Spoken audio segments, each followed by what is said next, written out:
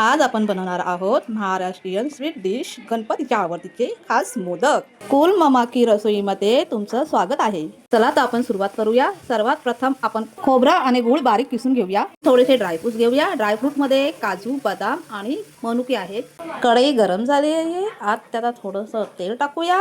आपण त्यात खोबरं टाकूया आणि खोबरं थोडं लालसर होईपर्यंत परतून घेऊया। आपलं खोबरं चांगलं भाजलं गेलं आहे। त्यात आपण आता गूळ टाकूया आणि त्याला चांगले मिक्स करूया। मिश्रण चांगलं एकजीव झालं आहे। आता त्याच्यामध्ये थोडंसं चिमटीभर मीठ घालूया आणि आपण त्यात कापलेले बारीक ड्रायफ्रूट घालून मिक्स करून घेऊया। एक छोटा चमच इलायची पावडर घालून घेऊया।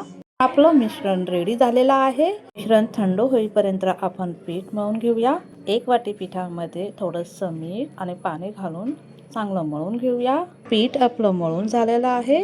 त्यात थोडं तेल टाकून चांगलं मळून त्याला 5 मिनिटं मुरायला ठेवूया। पीठ आपलं छान मुरलेलं आहे। आता एक छोटा गोळा घेऊन पुरीसारखं गोल लाटूया।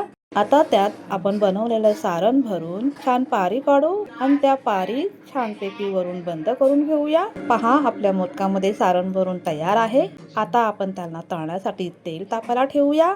तेल गरम झालेलं आहे।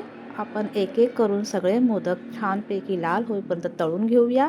मोदकांना छानसा रंग आलेला आहे।